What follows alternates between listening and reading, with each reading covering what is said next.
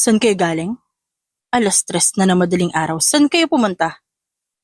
Pare-parehong natigilan ang kambal at ang asawa niya. Nang marinig ng mga ito ang boses niya. Nakaupo lang si Rosie sa sofa habang pinagmamasa ng kanyang mag-ama na ngayon ay sabay-sabay napapalunok sa kaba. Honey, gising ka pa? Kalmadong tanong ni Terence. Oo, wala ka sa tabi ko kanina kaya naalimpungatan ako. Tumayo siya at agad hinalikan ng labi ng asawa. Matutulog na rin ako. Napalunok si Terence at bumuntong hininga. Good night, honey. Good night, mommy. Humalik si Terence sa pisngi niya. Sleep ka na po ulit. Nakangiting sabi ni Trevor. Hindi inalis ni Rosie ang tingin sa kanyang pamilya. At hindi man lang niya narinig ang paliwanag ng mga ito. Bumuntong hininga siya at tahimik na umakyat patungo sa kanilang kwarto para magpahinga. Masyado siyang pagod sa pag-aasikaso sa flower shop niya. Kaya naman wala na siyang panahon para makipag-usap. Good morning. Bati ni Terence. Nang magising siya, bumungad ang nakatagilid na si Terence sa kanya. Pinakatitigan niya ang asul na mga mata nito. Ang matangos na ilong, perpektong panga at perpektong mukha na akala mo isang Diyos. Good morning, honey. Wala ka bang trabaho?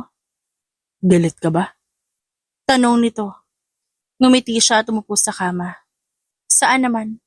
Tungkol sa pag-uwi niya ng kambal na madaling araw? Bumuntong hininga ito at niyakap siya. Pumunta lang kami sa mall para tumingin ng mga gamit sa bahay. Nagkatuwaan kami kaya pumunta kami ng golf course. I'm sorry, honey. The next mo sana ako. Nag-alala ako kagabi. I love you. Humalik si Terence sa labi niya. Hindi siya bulag at bingis sa mga nakikita at naririnig. Asawa niya lang naman ang isang mafia Jew. At ang ibig sabihin, delikadong tao ito. Ngunit kahit kailan hindi niya naramdaman ang pagmamalupit sa kanya ng lalaki. Ni hindi niya naramdaman na delikado ang buhay niya. Dahil palaging kalmado ang kanyang asawa. Good morning! Morning, mommy! Sigaw ni Teron. Tumawa si Rosie. Ano meron? Naghanda po kami ng pagkain para sa ating apat. Kami po naghanda niyan. Nakangising sabi ni Trevor. Talaga? Marunong na kayo magluto. Buti at hindi nasunog ang kusina. Yaya, help us po. Ito na ang buhay ni Rosie nang pakasalan niya si Terence. Nagkakilala sila noon sa Paris at bilang turista siya doon, hindi niya alam ang katauhan ng asawa niya. Nalaman niya lang na mayaman ito nang ikasal sila. And mind you, hindi siya tinantanan ni Terence hanggat hindi siya ang asawa nito. Kaya naman nang ikasal sila at nagkaroon ng anak, minabuti ni Rosie na maging mabuting asawa para dito. Maraming order ngayon sa flower shop kaya doon ako pupunta. Papasok po kami ni Kuya Teron. Saad ni Trevor. Dapat lang. Natulog ba kayo na maayos kagabi? Opo, mommy. Sorry po kagabi. Hinawakan ni Teron ang kamay niya at pinisil. Di na po mauulit. Agad natunaw ang puso niya sa anak. Nilingon niya ang asawa na mapupungay ang mga matang nakatingin sa kanya. Umiti lang siya at napatango. Dahil kahit kailan hindi siya nagduda sa ginagawa ng mga ito. Kahit pa alam niya na ang asawa niya ay isang mafia Jew, hindi niya yun maramdaman dahil mas lamang ang pagmamahal ni Terence sa kanya. Susunduin kita mamaya. May mga asikasuhin lang ako sa kumpanya. Sabi nito, okay, i-text mo ako ha. Humalik siya sa labi ng asawa na hinawakan ng batok niya. Terence? Tumawa lang ang lalaki. Sorry, can't help it. Masyado kitang na-miss. Umirap si Rosie. Katatapos na natin mag-make love kanina. Grabe ka talaga, aalis na nga ako? Ngumisi si Terence at pasimpleng hinaplos ang hita niya. Okay honey, see you. Inabala niya na lang ang sarili sa trabaho nang may ngiti sa labi. Tinignan niya ang mga bodyguard na ipinadala ng kanyang asawa para bantayan siya. Nagbalot siya agad ng bulaklak bago ipinadeliver. Ito na ang hilig niya dahil ito ang gusto niyang matutunan noon pa man. dahil may malaki silang flower farm sa probinsya. Ang laki na talaga ng flower shop, ate. Sabi ng kapatid niyang si Reyna, na abala sa pagbabalot. Kaya nga natupad na rin natin yung gusto natin. Kumusta kayo ng kapatid ni Terence? Nakangising tanong ni Rosie. Namula ang pisngi ng kapatid niya. Ate naman, syempre okay kami, tsaka ano ka ba? Tumawa naman si Rosie ngunit natigilan siya nang may pumasok na isang lalaki na nakasuot ng itim na hoodie. Diretso ito sa mga pulang rosas at kumuha doon bago lumapit sa counter. Ito lang po, sir? Nakangiting tanong ni Rosie. Yes, I love red. Mrs. Vitale, right? Napawi ang ngiti niya at napatingin sa kabuuan ng lalaki. May peklat ang kalahati na mukha nito at may nakakakilabot ng ngisi sa labi. Agad niyang hinawakan ang braso ng kapatid niya na nakaramdam din ng tensyon. Ngunit nanatiling kalmado siya. Nagawa pang ipakita ang singsing niya. Yes, kilala mo ang asawa ko? Formal niyang tanong. Ikaw nga. Ngumiti ang lalaki at dinampot ang bulaklak. Red suits you. Paborito mo ba ang pula? Ako kasi oo. Anong ibig mong sabihin? Kabadong tanong ni Rosie. Pinakatitigan siya nito at tumawa. Yung lipstick mo. Bagay sa'yo.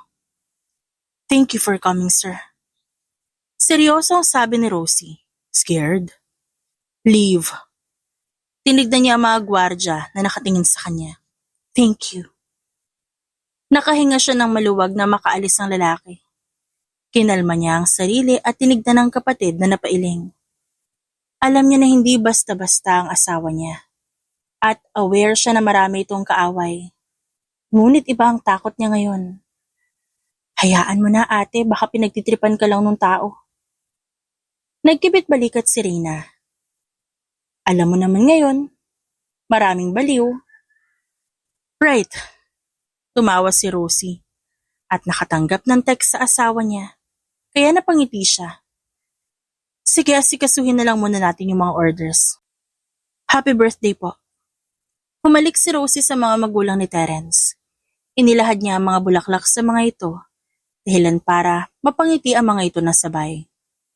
Nakakatuwa nga, dahil birthday ng nanay ni Terence at birthday din ng ama ni Terence sa parehong araw, na para bang tinadhana ang mga ito sa isa't isa. Nag-abala ka pa talaga. Kontento na kami doon sa mahal mong regalo. Saad ni Claire. You know me, Mom. Gustong-gusto kong pinapadalan kayo na regalo. You're always spoiling me. Nasaan na ba si Terence? Tanong ni Magnus. Isang kamay ang humawak sa bewang niya at naamoy niya agad ang pabango ng asawa. Bumati ito sa mga magulang at ganon din ang kambal na may dalang regalo. Napangiti si Rosie at naupo kasama ang kanyang pamilya. Akala ko di sila uuwi Napailing si Terence. Baka nagsawa na sa ibang bansa kaya nandito. Napuntahan na nila yung mga lugar na gusto nating puntahan kaya baka nagsawa na. Natatawang sagot ng babae. Housework on? Natigilan siya at naalala ang lalaki na kanina pumunta sa flower shop niya. Ngunit agad niyang ipinilig ang ulo. Okay naman. Ang dami nga naming nakuha ang order. Sobrang busy rin. That's good. Inaasikaso ko na rin ang pangalawa mong branch. I'm so proud of you. Hinalikan nito ang balikat niya. Nagsimula ang programa at nakakatuwa ang mensahe ng kambal sa kanilang lolo at lola. Sa ilang taon nilang kasal ni Terence, talagang naging malapit na siya sa mga magulang nito. Gustong gusto niya ang mga ito, ganun din ang mga ito sa kanya. Ngayon pa, na may kambal silang anak ay talagang halos bumili na ng malaking 2 isla mga ito para sa kanila. Kumusta naman ang trabaho mo? Tanong ni Rosie. Okay naman. The oil refinery is still in the top 1 oil company. Nakangising sabi ni Terence. Ang yabang. Natatawang sabi niya. Magaling lang talaga ang asawa mo. Kumindat ito at tinawakan ng hita niya. Habang nag-uusap sila ay napansin ni Rosie ang paninitig ng mga babae sa asawa niya na tahimik na umiinom ng wine. Mula pa noon, habulin talaga ng mga babae si Terence. Dahil kilala din ito bilang womanizer, kung sino-sinong babae ang kinakama. Nagbago lang ito nang kinasal silang dalawa. Terence! Masayang bati ng isang babae na alam niyang si Beatrice. Hi Beatrice. Tumangulang ang lalaki. Long time no see tagal mo ring nawala. Nakakagulat nga nakasal ka na. I mean, ang bata mo pa para doon. You know, explore more. Natatawang sabi ni Beatrice. Nangunot ang noon niya sa narinig. Uminom siya ng wine at agad tinignan ng mga bisita. Para siyang hangin sa babae. Ngunit wala siyang pakialam. Masaya naman ako sa buhay may asawa at masaya ako na may anak na kambal. Marrying at a young age is fine. Sagot ni Terence. Alam ko naman yan kaso nga, sayang lang. Tumawa naman si Beatrice. Excuse me. Tumayo si Rosie. Saan pupunta ka ni? Kasama ako. Malambing na tanong ng asawa niya at hinaplos ang bewang niya. Hindi na. Makapagkamastahan ka muna sa kaibigan mo. I'm sure she missed you. Mabilis siyang umalis doon at agad na pailing. Nagtungo siya ng banyo para pumasok sa loob. Huminga siya ng malalim. At tinignan ang itsura. Natawa na lang dahil pulang-pula ang pisngi niya sa inis. Maging ang kanyang dibdib ay tumataas baba sa nagbabadyang galit para sa babaeng yun. Hindi siya silosa pero handa siya makapag-away para sa asawa. Akala niya siguro, kakausapin siya ni Terence. Sinasabi niyang sayang. Bakit? Sayang bata kung pinakasalan ni Terence? Inis na saad niya sa sarili habang nakatingin sa salamin. Nag-ayos siya ng sarili at agad pumunta sa pinto. Ngunit natigilan siya na hindi yun mabuksan. Hinampas niya ang pinto at pinihit ang doorknob. Ngunit hindi pa rin yun bumubukas. Na para bang may nakadagan sa labas. Binalot ng kaba ang puso niya. Naisip na baka dito siya mamamatay. At ito na ang huli. OA man pero talagang natatakot siya. Hello, may tao po dito! Sigaw ni Rosie. Kinalabog niya ang pinto ngunit wala talaga siyang marinig mula sa labas. Napasinghap siya at nagsimulang kabahan. Lalo na nang maisip niya ang lalaki sa store kung saan pumunta ito kanina. Pinikit niya ang mga mata at pumuntong hininga. Nang idilat niya ang mga mata, isang malaking pagsabog ang narinig niya. Dahilan para mapasigaw siya at maamoy ang uso. Tila para siyang nabingi sa pagsabog na yon. At agad nakaramdam ng pagkahilo. Dahil sa mabahong amoy mula sa labas. Sumigaw siya at humingi ng tulong kay Terence. Nang marinig ni Terence sa malakas sa pagsabog, kinabahan agad siya para sa asawa na hanggang ngayon wala pa rin. Hindi niya ito makakontak. Kaya naman nagpadala na siya ng mga gwardya at kambal at hinanap ang tao may gawa nun. Kagat ni Terence ang labi niya nang makita ang isang tauhan niya. Agad siya nitong nilapitan. Hindi po namin makita si Ma'am Sir. Kahit sa mga banyo ay. Mommy! Sigaw ni Teron. Agad na patingin doon si Terence at nanlaki ang mga mata nang makita ang asawa na akay-akay ng kapatid niya. Mabilis ang lakad niya at agad hinawakan na umiiyak na si Rosie. Honey, are you okay? Kabadong tanong ni Terence. Terence, ano yun? Ano yun? Umiling siya at niyakap ang asawa. Okay sila. Safe ang mga tao. Mabuti at malayo ang pagsabog dito. Nasaan ka ba? Natatakot ka ba? Ano nangyari? Ang kambal. Okay ba sila? Nasaan sila? Nakita ko kanina si Trevor. Huminga siya ng malalim at napatingin sa mga anak na seryosong naglalakad at umayos lang nang makita si Rosie. Tinignan niya ang kapatid niya bago nito nilapitan at kinausap. Confirm. Ang lalaking pumasok sa flower shop ni Rosie ang mastermind. Nakuha siya ni Trevor kanina sa labas kaso nga lang, nakatakbo. Maraming tauhan nakasama kaya lugi ang anak mo. Sa banyo ko nakita ang asawa mo. Nagtagis ang panga niya. Magbabayad siya sa ginawa niya. Hindi alam ni Rosie ang ginagawa mo, no? Tanong ni Matthew. Natigilan siya at napabuntong hininga. Nangako ako ng kapayapaan sa kanya. Kaya binibigay ko yun sa kanya. Ayoko madamay siya. at ayoko magkaroon siya ng isipin na delikado ang buhay niya. Tinapik nito ang balikat niya. Ikaw na bahala. Tinignan niya si Rosie na ngayon ay nakatingin din sa kanya. Ngumiti siya at bumuntong hininga. Dahil talagang magbabayad kung sino magpapaiyak sa asawa niya. At sumira sa kaarawan ng kanyang mga magulang. Ilang araw ang nakalipas nang mangyari ang pagsabog. Humigpit muli ang seguridad sa kanilang pamilya. Naging mas abala na si Terence at madalang lang sila magkita at kung magkikita man tulog siya o kaya nasa trabaho. Date? Tanong ni Rosie sa mga anak. Opo, Mommy. Gusto po namin ni Kuya Tero na mag-date tayong tatlo para po makalimutan mo po yung nangyari.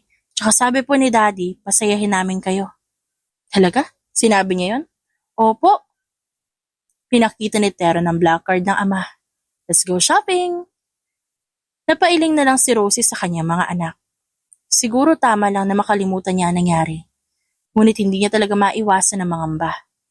Lalo na't alam niya kung anong klaseng pamilya ang meron si Terence. I love these books.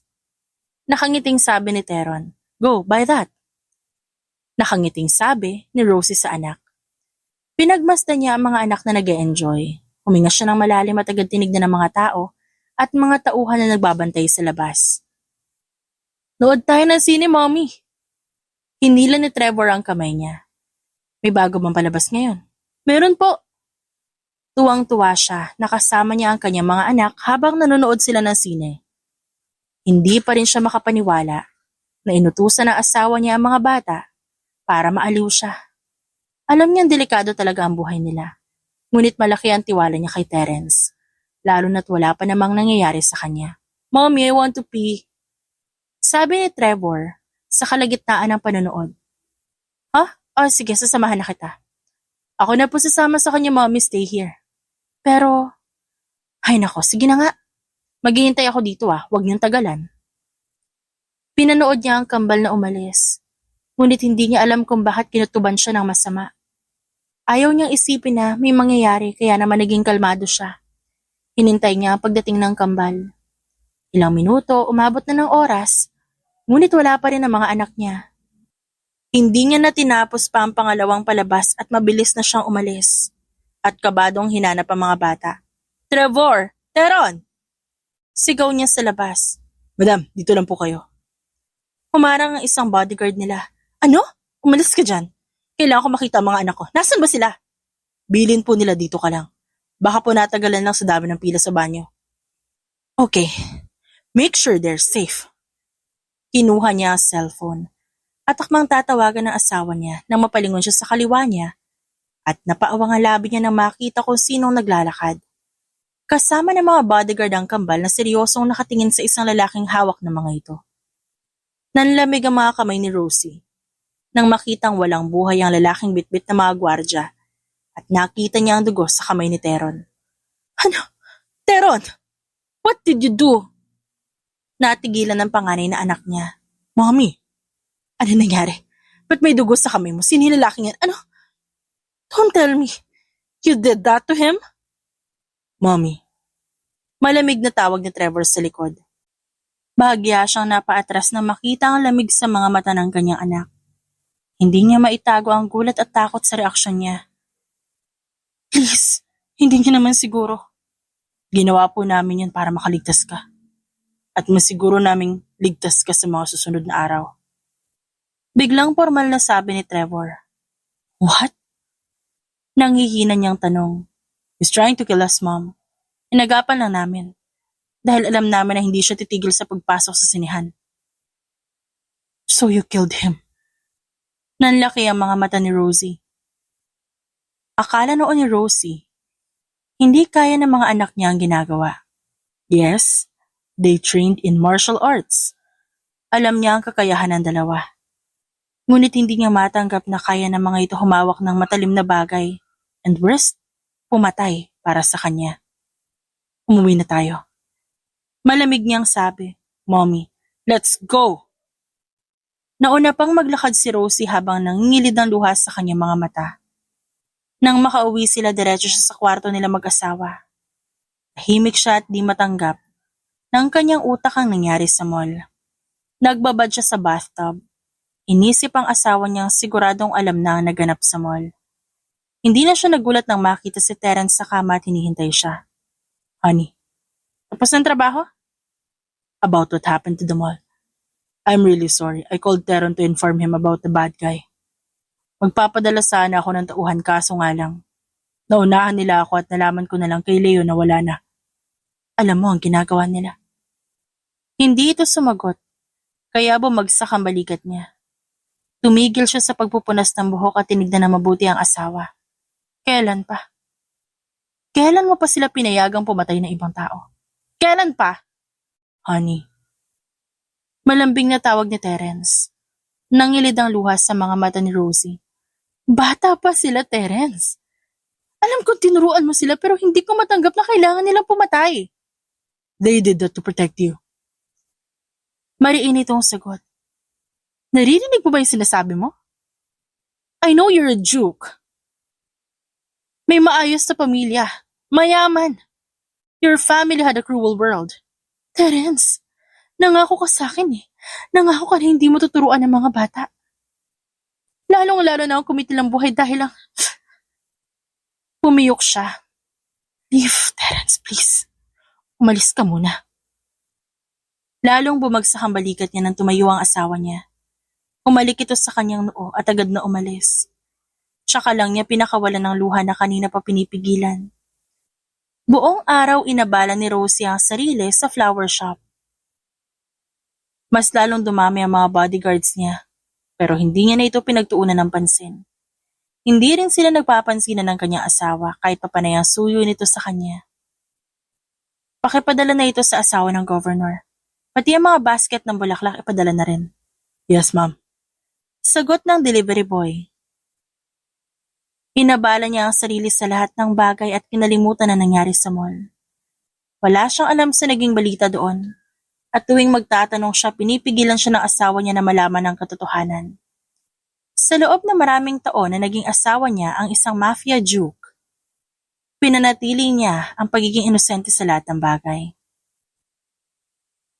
Nagpanggap siyang bobo. Kahit pa marami siyang naririnig tungkol sa pamilya ni Terence. Paano itong mga bulaklak para sa event, ate? Tanong ni Reyna. Ako na maghahatid? As you wish, Reyna. Magdala ka ng mga tao para safe. O sige po. Nakangising sagot ng babae.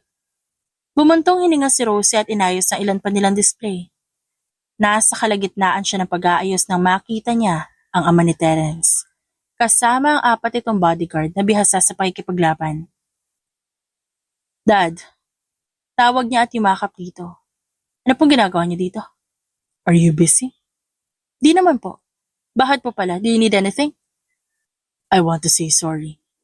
For what has been happening these past few weeks, alam kong galit ka, umaaring nagtatampo ka dahil wala kang alam. Narinig ko mula kina Teron na hindi mo raw sila kinakausap. At natatakot sila na baka galit ka kaya naman. Personal na akong pumunta dito para makausap ka. Bumuntong hininga siya at napailing. Hindi siya nagsalita at hinayaan niya ang ama ng asawa na magpatuloy. Baka sakaling maliwanagan siya. Kung ba't hinayaan ng kanyang asawa ang ginawa ng kanyang mga anak. Hindi ko na pahahabain pa ang usaping ito. Dahil sigurado ako sa isang bagay. Lalo na sa nangyayari ngayon. Delikado ang buhay mo at ang buhay ni Terence. Bakit ho? Naalala mo ba ang lalaking nakita mo dito sa shop mo? At ang lalaking nang ambush ng party namin? Siya ang may gawa noon. Gusto niyang maghiganti dahil nawala sa kanya ang mahal niya sa buhay at gusto niyang isa-isahin ang mga mahal sa buhay ni Terence. Napailing si Magnus at natawa. At kailangan niya maghiganti at ang mga anak ko. That's why we train the twins and they're skilled agents, Rosie. Skilled killers. Alam nila ang nangyayari at alam din nila kung sino ang mastermind. Nandiyan na impormasyon ni Nate Coleman. Nilapag nito ang isang folder. Binasa niya agad ang lahat ng impormasyon na binigay nito sa kanya. Napasinghap siya at napalunok ng mabasa. Terence killed his loved ones. Dahil lang sa pagtatangka ng mga ito na patayin ng mga magulang na asawa. At ang peklat sa mukha ni Nate kagagawan din ng asawa niya. Dahil sa pagkidnap nito sa kapatid. Overall, isang masamang tao si Nate at parte ng isang sindikato na kumakalaban sa mga Vitale. O ate, ano nangyari sa'yo? Pumasok si Reyna, kararating lang nito. Wala naman, kamusta? Okay naman, kulit ni Matthew. Kaya ako natagalan kanina. Gusto niya ako sumama sa kanya. Mas mabuti ngang sumama ka sa kanya. Mas ligtas kapag nandyan si Matthew. Pinubugaw mo ba ako sa lalaking niyan, ate? Nagkibit siya ng balikat at nagpaalam na aalis na.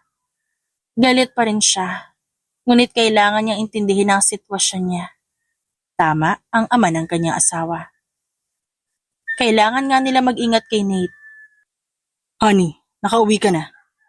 Gulat na napatayo si Terence mula sa pag-inom ng alak. Nasaan ang mga bata? Malamig niyang tanong. Maaga sila natulog. Nagkausap kayo ni Daddy. Yes, I'm sorry. Napaawang ang labi ni Terence at agading tinikom yun. Rosie. Ngumiti siya at hinaplos ang pisngi ng asawa niya. Your father gave me the information.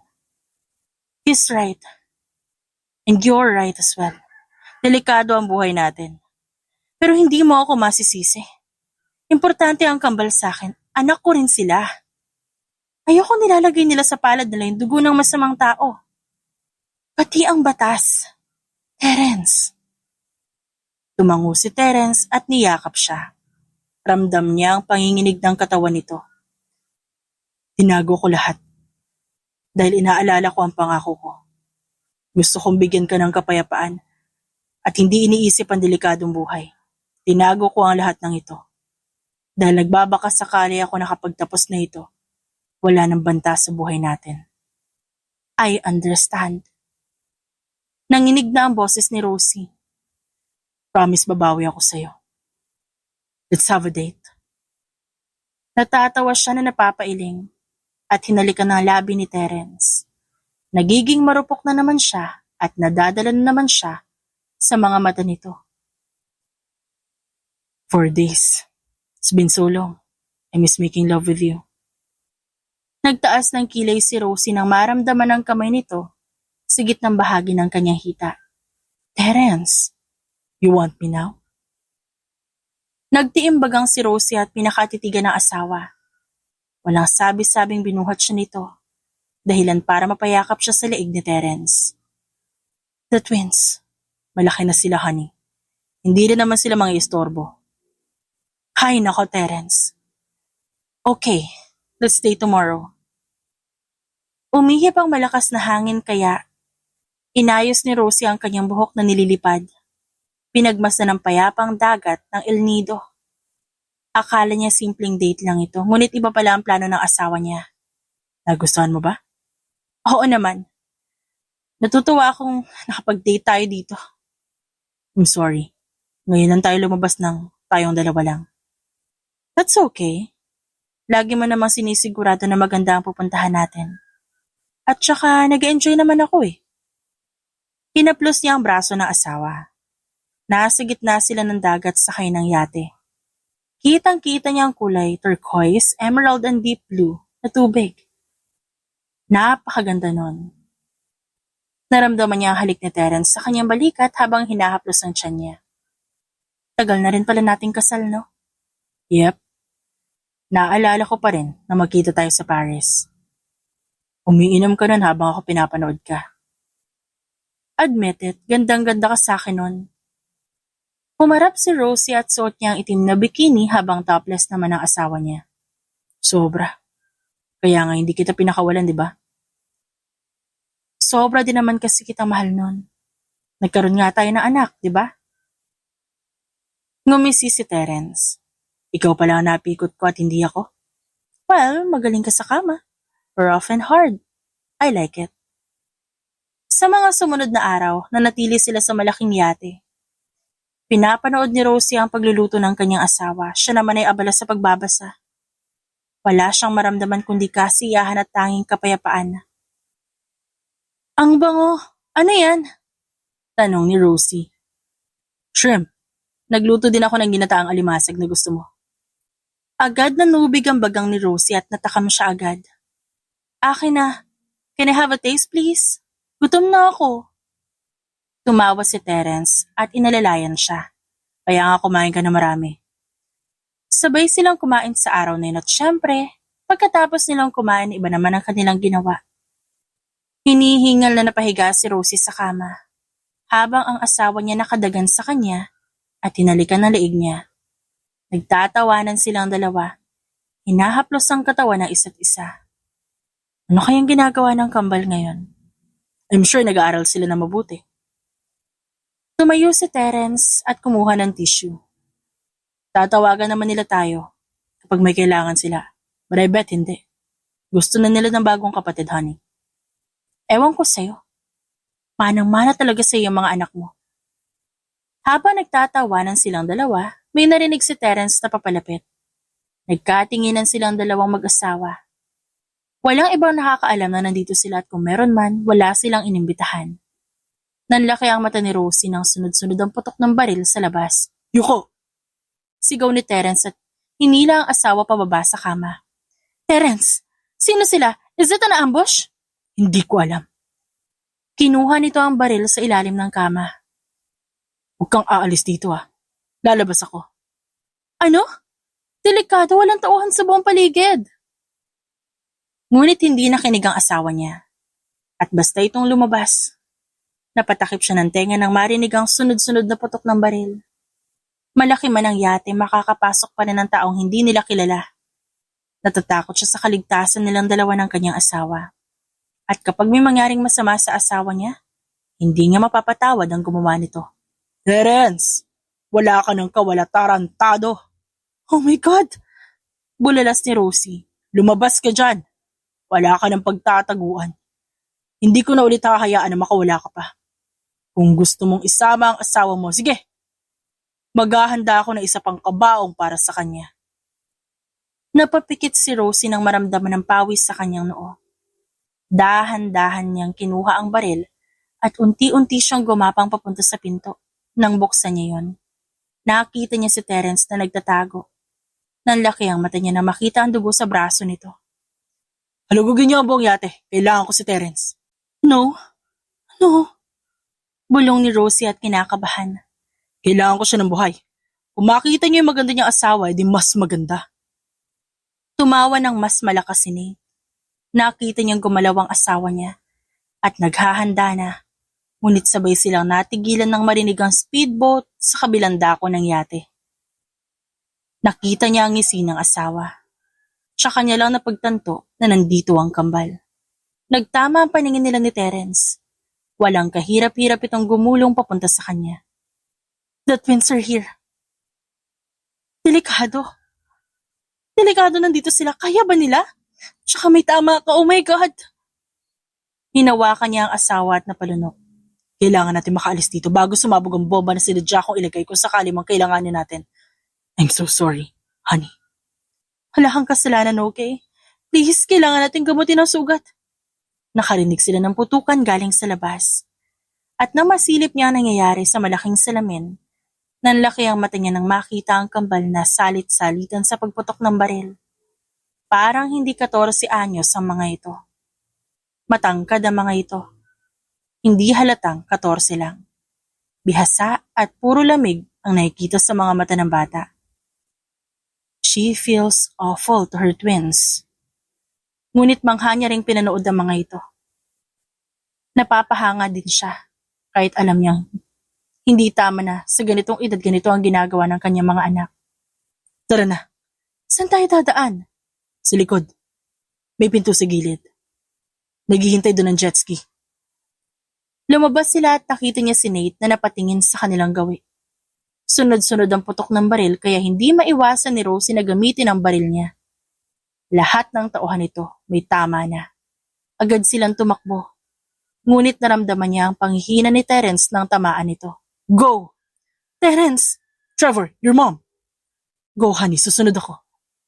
Wala siyang nagawa nang hilahin siya ni Trevor. At walang kahirap-hirap siya nitong naisakay sa jet ski. Pinanood niya ang asawa niya kasama si Teron. Nanlaki ang mga mata niya na sumabog ang yate. Ngunit nakita niya ang pagtalon ni Nate. Ang daddy mo! Sigaw niya kay Trevor na abala sa pagmamaneho. Trevor, kailangan nating makita. He's safe, Mom. Umuwi na tayo. Nate is alive. Hindi pa rin talaga siya tumitigil hanggat hindi napaparusahan si Terence. Kailangan na nating kumilos bago pa tayo maunahan. It's getting worse, Dad. Bumuntong hininga si Rosie habang nakatingin sa kapatid ng asawa niya. Sa tabi niya ay si Terence na nakaupo at nagpapahinga habang ang kambal naman ay nasa kabilang gilid at nakatayo. Hindi sila lumabas dahil yun ang utos ng ama ni Terence. Anong plano mo? Tanong ni Magnus. I want to kill him, Dad. Nagtatago siya ngayon, Terence. Pagkatapos ng insidente sa yate, nakapagtago siya. Pero sigurado akong hahanap siya ng tamang pagkakataon para mangyari ulit yun. Saad ni Matthew. Inaasikaso mo na ba ang passport? Tanong ni Terence. Sino aalis? Natigilan si Rosie. Your parents will be in Spain. Kailangan nila umalis mamayang gabi. Nang sa ganun maging ligtas sila. Sasama ka sa kanila. What? No! Hindi ako aalis dito. Dito lang ako. Hindi siya aalis hanggat hindi rin ligtas dito ang kambal niya. Ayaw ni Rosie na malayo sa pamilya niya. Lalo na't alam niya ang katotohanan. At sigurado rin siyang hindi siya pababayaan ng asawa. Tinignan niya ang ama ni Terence na para bang umaasa siyang papanigan siya nito. Honey, makinig ka. Delikado na. Nangako ako sa iyo dati na hindi mo ito mararanasan at hindi ko mapapatawad ang sarili ko kung may mangyaring masama sa iyo. So please, listen to me. Hindi ako aalis dito. Kung aalis man ako, dapat kasama ko kayong lahat. Honey, please. Susunod kami. Hindi nga ako aalis. Kahit anong sabihin mo, hindi ako aalis. Dito lang ako. Tapos ang usapan. Sa sumunod na araw, panay pa rin ang kulit sa kanya ni Terence tungkol sa desisyon. Ngunit, may sarili na siyang paninindigan. Sasamahan niya ito at kahit anong mangyari, hindi siya aalis. Ayaw niyang mag-isang lalaban si Terence. Huminga siya ng malalim at napatingin sa nabasag na flower vase sa paanan niya. Kahit nang umalis ang mga magulang niya patungong Spain, hindi pa rin siya sumama. Kaya walang nagawa ang asawa niya kundi ang bantayan ng bawat lugar kung nasan siya. Mama ko na po. Natatarantang saad ng isang staff. Pasensya ka na, nabangga ko. Naku, dapat po kayo magpahinga. Upo po muna kayo. Umupo siya sa sofa at napahawak sa ulo niya. Nito mga nakaraang araw, pakiramdam niya, may pagbabago sa kanya. May sakit ba siya? Napailing na lang siya at inabala ang sarili sa mga rosas at iba pang bulaklak. Na-deliver na po namin yung mga bulaklak. Imporma ng delivery boy nila. Salamat. Nasa loob ang merienda, kain muna kayo. Ngumuso siya habang nililista ang mga order. At dahil abala rin ng mga gwardya niya, kaya may iba muna siya inasikaso. Iniisip niyang maaaring buhay pa si Nate. At kung talaga may plano ito, sisiguraduhin niyang magtatagpo ang landas nila. Huminga siya ng malalim at agad sinagot ang tawag ng kapatid. Rina, ate, sorry sa istorbo Bigla kasing nasira ang kotse ko. Pwede mo ba akong daanan dito? Naku, hindi ko pa naman kabisado to. Ayokong tawagan si Matthew Natataranta ang boses ni Rina. Kumalma ka. Give me the address, papunta ako. Thanks ate, gutom pa naman ako. Ilang bar na lang ang phone ko, bye! Tumawa na lang siya at mabilis nagpaalam sa mga kasama. Agad niyang kinuha ang bag niya at sinabing aalis siya. Sumakay siya ng kotse niya. Napatingin sa driver niya na nakasuot ng mask at sombrero. Tara na Charlie. Sabi niya sa tauhan. Yes ma'am. Habang nasa biyahe siya, tinext niya ang asawa at agad nagpabili ng pagkain. Nagkikrave siya sa alimasag na may gata. Huminga siya ng malalim at sinilip ang bintana. Gabi na at napakaganda ng ilaw sa labas kaya napangiti siya. Charlie, hindi yata dito ang tamang daan. Di ba sa kabila pa? Dito ang daan. Malamig na sagot nito. Agad siyang natigilan at napatingin sa driver niya. Nanlaki ang mga mata niya at nagsimula siyang kabahan nang makita kung sino nagmamaneho ng kanyang sasakyan. Nate? Ngumiti ang lalaki. Mrs. Vitale, it's been a long time. Pero ang ganda mo pa rin. Akmang tatawagan niya ang asawa nang barilin nito ang cellphone niya. Napasigaw siya at nagsimulang kumalabog ang puso niya sa takot at kaba. Saan mo ako dadalhin? Kapag nalaman to ni Terence, siguradong hindi ka mabubuhay pa. Sa tingin mo papayag ako? Hanggat hindi ko nakikitang walang buhay ang asawa mo, hindi ako titigil. Maaari nakalimutan na nila ang nakaraan. Pero ako hindi. Please, pakawalan mo ko. Tinignan niya ang pinto ng kotse. Sasama ka sa akin. Ikaw ang kapalit ng buhay na nawala sa akin. Ikaw ang magiging kabayaran sa lahat na nagawa ni Terence sa akin. Napalunok siya at kinakabahan. Galit na galit ang mata ni Nate hanggang makarating sila sa isang abandonadong bahay. Walang katao-tao, puro sirang kotse at motor ang nakita niya. Sigurado siyang sira-sira rin ang loob. At kung magsisisigaw siya at magwawala, masisira lalo ang mga gamit. Harang awa mo na. Hindi to ang sagot sa lahat, Nate. Hindi to ang tamang paraan. Hindi ko kailangan ng opinion mo. Itinutok nito ang baril sa kanya. Dahilan para mapaatras siya. Ngayon manahimik ka at sundin mo ang gusto ko. Please, Nate. Please. Tinikom niya ang bibig at humigpit sa hawak na bag. Hinila siya nito palabas at napadaing siya nang bumaon ang kuko nito sa braso niya. Sumagi pa ang hita niya sa matigas na bagay. Habang naglalakad siya, napaawang ang labi niya nang maramdaman ng isang bagay na tumusok sa leeg niya, dahilan para mawalan siya ng malay. Napasigaw si Rosie dahil sa malamig na tubig na binuhos sa kanya na naging dahilan ng pagising niya. Bumuga siya ng malakas na hangin at matalim na tinignan na may gawanan sa kanya. Nakita niya ang nakangising si Nate habang naninigarilyo at sa tabi nito ay ang mga tauhan nito. Sigurado ako nakarating na kay Terence na nandito ka. Sigurado rin akong papunta na dito ang kambal mo. Nakangising sabi ni Nate. Bakit pa ba ito ginagawa? Gusto mo ba talaga malaman? But I'm sure you know already. Pero pinipili mo lang magbulag-bulagan. Nagtagis ang panga ni Rosie. Lumapit sa kanya ang lalaki hanggang mapatras siya sa dulo ng kama. Nakatali pa ang mga kamay niya. Pinatay ng mga Vitale ang mga magulang ko nang mag-aklas kami laban sa kanila. Bakit? Ayaw namin. Sa pamumuno ni Magnus. Ayaw namin siyang maging pinuno. Kaya naisip ng mga magulang ko na mag-aklas laban sa kanila. Oo, pinakidnap din namin ang nakatatanda niyang kapatid. At kami ang dahilan kung ba't walang katahimikan ng mga Vitale. Kaya ka nagihigante. Yun? Yun ang rason mo? Ngumisi si Nate. Para iparamdam sa kanila ang galit ko, oo.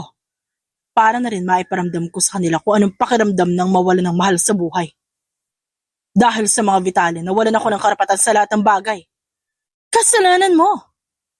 Nag-aklas sa kanila yung mga magulang mo dahil sa negosyo. Nawalan ka ng mahal sa buhay. Dahil sa ginawa nyo. Naghihiganti ka dahil hindi mo matanggap na kasalanan nyo rin ang lahat. Para lang masatisfy ka, ipapasa mo sa iba yung sisi? Tama ako, di ba? Shut up! Impit na napadaing si Rosie sa sakit nang hawakan nito ang kanyang panga.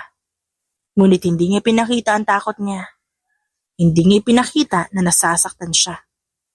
Walang magagawa si Terence kundi panoorin kung paano ka mamatay. Kawawang Vitale. Tumawa rin si Rosie. Mas kawawa ka. Anytime from now, nandito na sila.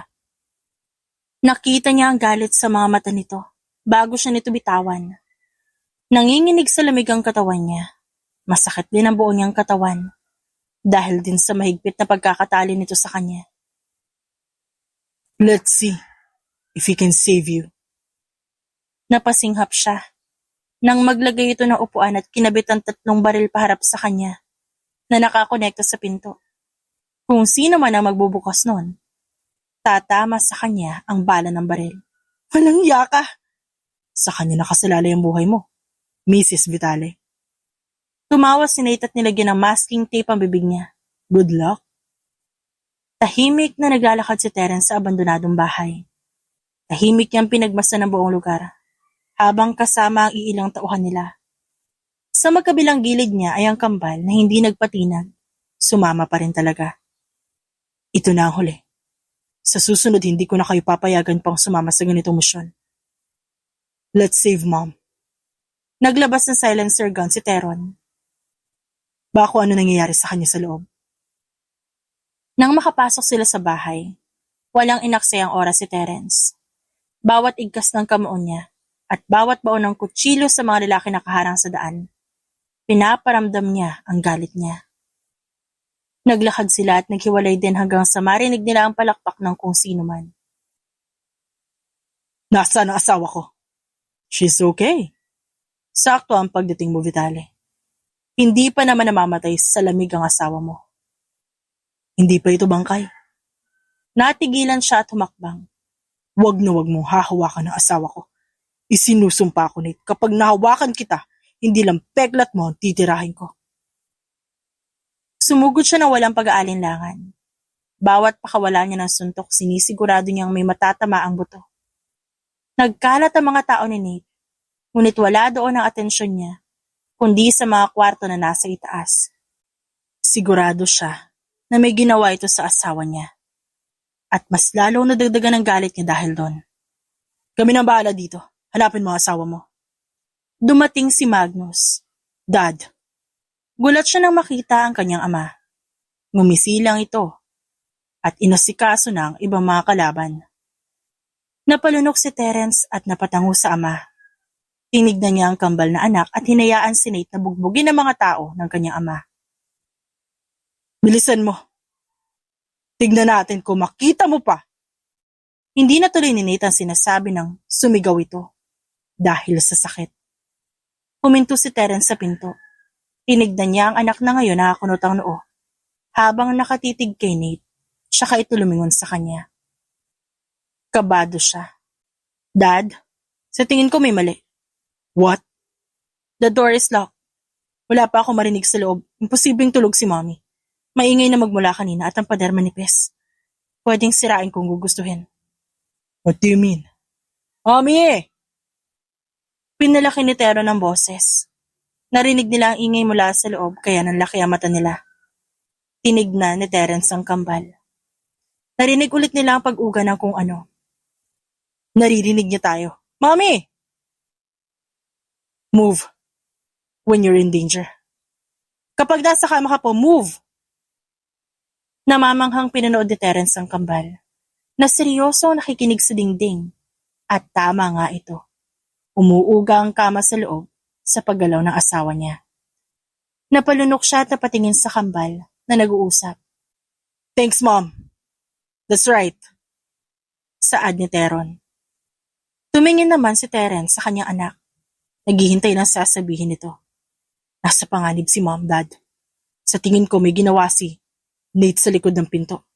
And what is it? Bago pa man sumagot ang anak niya, lumabas si Trevor dala ang jackhammer, na hindi niya alam kung saan ito napulot. Napaawang ang labi niya nang sirain ito ang dingding ng walang kahirap-hirap. At doon niya nakita si Rosie, na nakatakip ang dibdib at may 3 baril na nakaharap at umiiyak ito. Rosie! No! Impit na sumigaw ang asawa niya. It's okay, it's okay. Trust me, okay? Lay on the bed. Close your eyes. Nagkatinginan silang 3 at mabilis na pinutol ni Terence ang tali.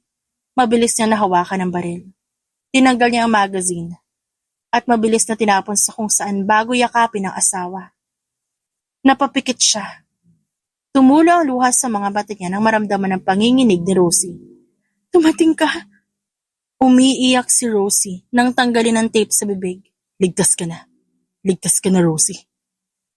Tumango ito ngunit ilang sandali nawalan ito ng malay. Nataranta si Terence at mabilis binuhat ang asawa palabas. Nate is dead on arrival. Wala na rin ang organisasyon nila. Wala na rin ang mga galamay niya. Kagaya na napag-usapan, tahimik namin tinapos ang lahat. Bumuntong hininga si Rosie nang marinig ang sinabi ni Magnus. Nasa living room sila ng bahay at napag-usapan nila ang gagawin sa araw na yon. Gusto niya ring malaman kung ano ang nangyari. That means we're safe. Yes. Tumango si Magnus at ngumiti. Mabuti naman. Wala nang pwedeng manakit sa atin. Napag-usapan nila ang seguridad nila at ang mga negosyo na napabayaan dahil sa sunod-sunod na gawain. Nang makaalis ang magulang ng asawa niya, naiwan silang dalawa kasama ang kambal. No more missions for both of you. Yes, Mom. Last na po yun. Besides, malapit na po kami mag-high school. Gusto namin mag-focus sa pag-aaral.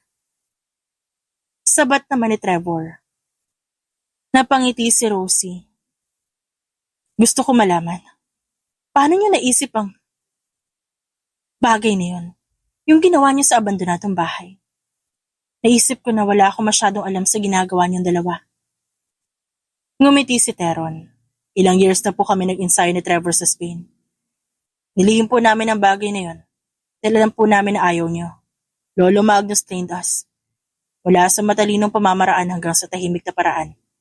Kaya madali lang po namin ni Trevor na ayos yung sitwasyon. Namamangha siya habang pinagmamasa ng kambal. Alam niya noon pa man na matalino talaga ang mga ito. Pwede na nga ito mag-advance ng grade sa sobrang talino. May sasabihin din ako. Mahinang sabi ni Rosie. Napakorap si Terence at tinuon na buong atensyon nito sa kanya. Yes, honey? Ngumiti siya at hinawakan ang kamay ng asawa. Buntis ako. Nung nakidnap ako, buntis na pala ako. Ngayon ko lang nalaman. Bakit hindi mo sinabi agad? Oh my God, Rosie. Should have told me earlier.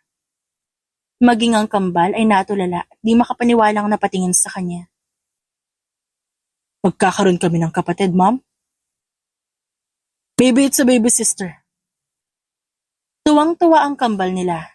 Tumawa siya ng malakas nang yumakap sa kanya ang tatlong lalaking napakahalaga sa buhay niya. Dapat sinabi mo sa akin agad. Hindi mo alam kung gaano ako nag-alala nung mawala ka tas buntis ka pa nun. Ang mahalaga ngayon, ligtas na ako, di ba? Yumakap siya kay Terence, kahit na. Honey, hindi mo naman ako pinabayaan, right? Noon pa man, hindi pa tayo kasal, pinoprotektahan mo na ako. Inilayo mo ako sa panganib. Nilayo mo ako sa kapahamakan. Ngayong kasal na tayo at may anak, ganun pa rin ang ginagawa mo. You always save me. And I'm scared to lose you.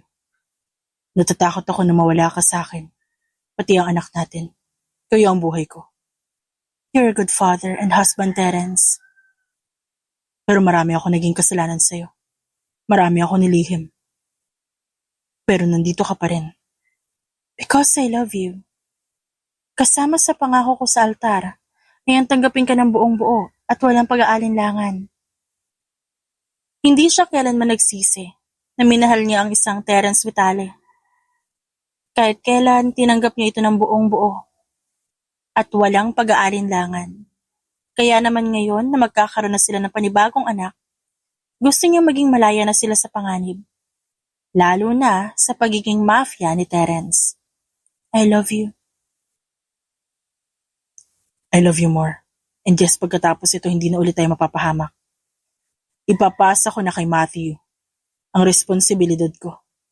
Bababa na ako sa posisyon. Mananatili ako negosyante. Gulat siya nang marinig yun. Napaawang ang kanyang labi. Ito na ang matagal niyang hinihintay. At ngayong narinig niya na ang sinabi ng asawa, gumaan ang pakiramdam niya. Kayo ang mahalaga sa akin, Rosie. Ayoko na ulit mawala sa tabi mo. Thank you so much. Para sa'yo. At para sa pamilya natin lahat gagawin ko. Ngumiti siya at niyakap ang asawa. Dahil sa halo-halong emosyong nararamdaman. Pinagmasdan ni Terence ang kanyang organisasyon sa pamamagitan ng screen ng laptop niya. Nasa loob siya ng library. Naisip niyang hindi na umuwi para bantayan ng nagdadalang tao niyang asawa.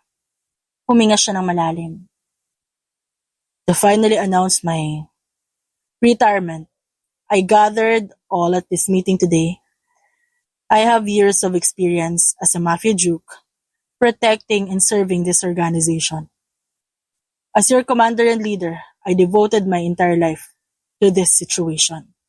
I am now pleased to declare that I will resign as your mafia Jew and start a new life with my wife. Gulat ang mga taong nakikinig sa kanya. Ang iba hindi makapaniwala. Ngumiti siya at sa kauna-unahang pagkakataon, naramdaman niya ang pagiging malaya. Wala siyang naging pagsisisi sa sinabi niya. And as your mafia duke, I'm happy and proud that you are with me all those years. I'm very happy and proud because you're my team. We won't stop protecting you, Duke Terence. Saad ni Leo. I know. And we won't stop serving you and your family. Saad ng isa tumango. Tumawa siya ng mahina at pinakinggan ang mga pangako nito sa kanya. Sinabi niya rin na si Matthew ang mamamahala kaya magiging panatag ang mga ito. One call away lang ako. Yes. Thanks for being like that. One call away lang din ako. Sabi niya kay Leo. Nang matapos ang meeting, nakahinga siya ng maluwag. Sa loob ng maraming taon, nanilbihan siya bilang mafia duke sa karamihan. He was trained by his dad at buong buhay niya, nakalaan lang sa organisasyon hanggang sa makilala niya ang asawa niya. Natigilan siya ng maramdaman ng mainit na yakap mula sa likuran. Done? Idinilat niya ang mata at pinagmasdan ang magandang mukha ni Rosie. I'm happy. Nakangiting sabi niya at hinila ng marahan ng asawa upang maupo sa kanyang kandungan. Hindi mo na kailangan mag-alala sa panganib. Pwede ka nang gumala kahit saan mo gusto, pero may gwardya pa rin. Wala namang problema doon. Mas gusto ko pa rin na makasiguro na maayos ang lahat. Thank you, hon. Hindi mo ako iniwan. Masyado kita mahal, Terence, para iwan. And I promised you at the altar na hindi kita iiwan. Sa sumunod na oras, nagulat siya na makita ang pamilya ni Rosie na masayang nag-uusap kasama ang mga magulang niya. Naroon din ang kapatid niya si Matthew na panay ang kulit kay Reyna.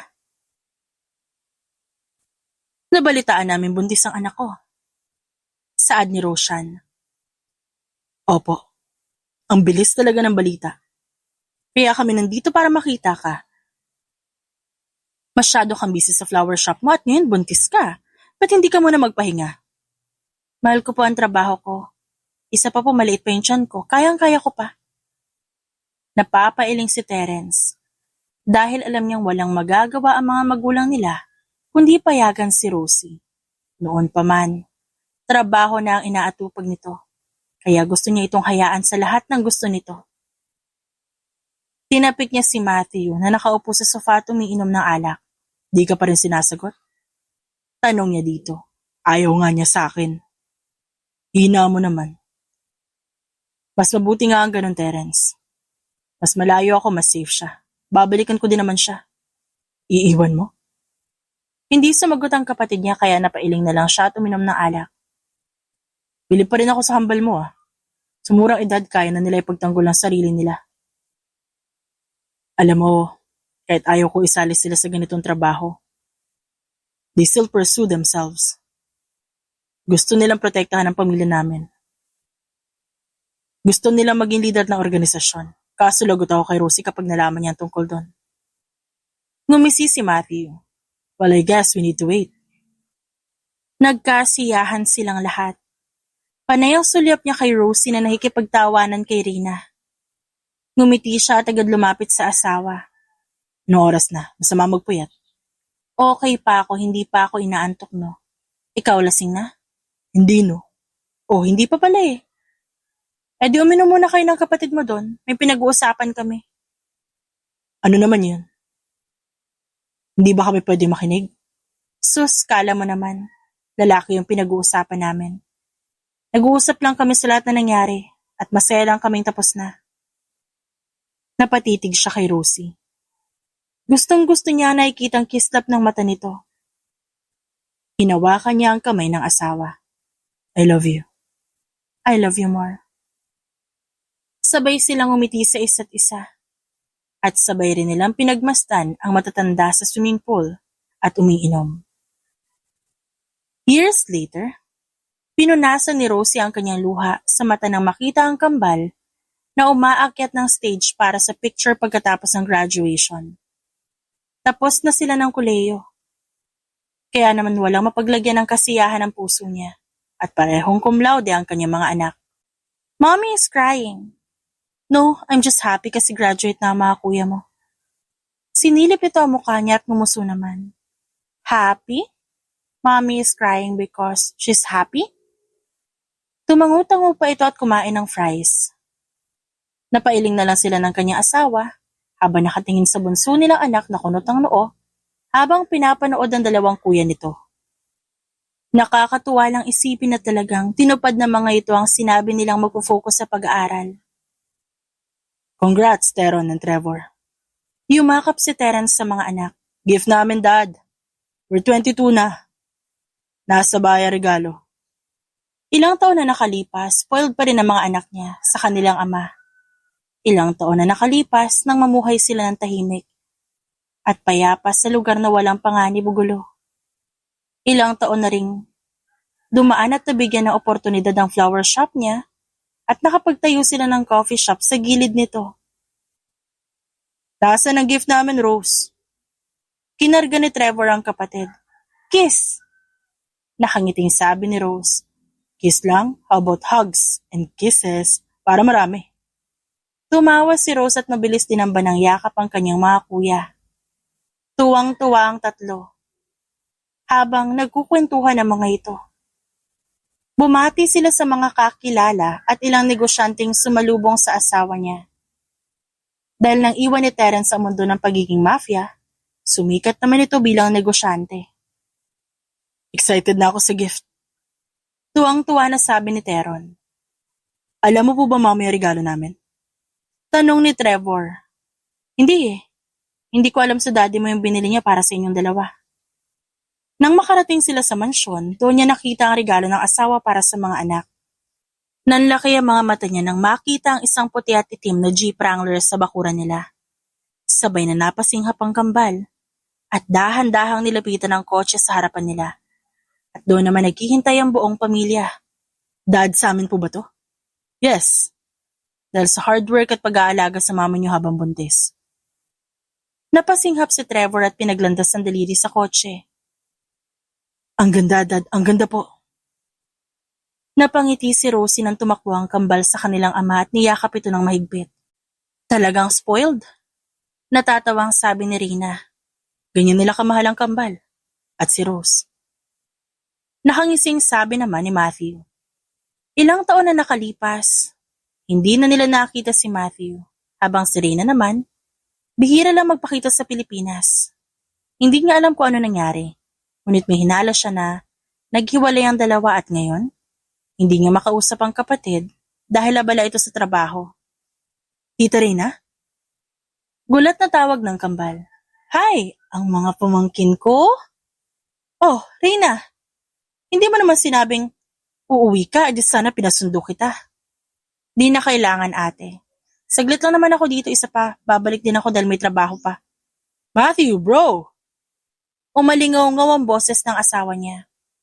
Ngayon palipat-lipat ang tingin niya sa dalawa. Kung ano man ang problema ng mga ito, sana maging maayos na. Nag-set up ang kambal sa bakuran dahil darating ang mga kaibigan at ilang babaeng dala ng mga ito. Ang laki na talaga nila. At mas talo mo naging kamukha si Teron. Puna ni Rina. Maya-maya, lumapit naman si Terence sa kanilang dalawa. Siyempre pogi ang ama, kaya dapat mas pogi ang anak.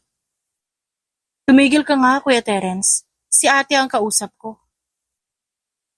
Ang yabang talaga kahit kailan, no? Umirap si Rosie at nakapagkwentuhan pa kay Rina. Pero sobra akong humahanga sa dalawang yan. Akalain mong umiyak sa harapan ko. Dahil sa kotse na, kakarigalo ko lang sa kanila ng birthday nila. Masaya siya dahil kahit ilang taon na ang nakalipas. Open pa rin sa kanila ang kambal pagdating sa mga nangyayari sa mga ito. Ilang taon din na nagdaan at nanatiling masaya ang kanilang pamilya. Hindi kailanman natibag ang pagmamahala nila at ang pag-aalaga sa isa't isa kaya kontento at masaya ang puso niya. Mahal na mahal kita, Rosie. Saad ni Terence habang hawak ang kamay niya. Mahal na mahal din kita, Terence. Dahil sa'yo, Kaya tayo nandito. Sabay silang napatingin sa kani-kanilang pamilya nang marinig nilang malakas na tawanan. Sa pagkakataong iyon, alam na ni Rosie na kahit anong dagok ng buhay, kahit anong panganib ang harapin nila, lagi niyang maririnig ang tagumpay at tawanan sa kanyang pamilya. Na ang kanilang pamilya ay ang magsisilbing lakas at matatag na pader sa pamilya ng mga Vitale. The End. Hello, this is Iya. Meron kaming munting mensahe na nais iparating sa aming mga masugid na tagapakinig. Hihingi lang po sana kami ng konting lambing. Napansin po kasi namin na karamihan po sa aming mga listeners hindi pa po nakakapag-subscribe sa aming mga channels. Kaya ini-encourage po namin kayo na kung isa kayo sa mga frequent listeners at hindi pa nakakapag-subscribe, magiging malaking tulong po sa aming munting community ang pag-click nyo sa subscribe button at pag-tap ng notification bell para ma-notify kayo sa ginagawa naming daily update sa channel. Malaki rin ang magiging tulong nito sa mga writers na nagsusulat para sa aming channels, and also, they would be encouraged to na magpatuloy sa pagsusulat ng sa gayon, mas mabigyan pa namin kayo ng kasiyahan at entertainment sa araw-araw. Yun lamang po at maraming salamat po sa inyong lahat.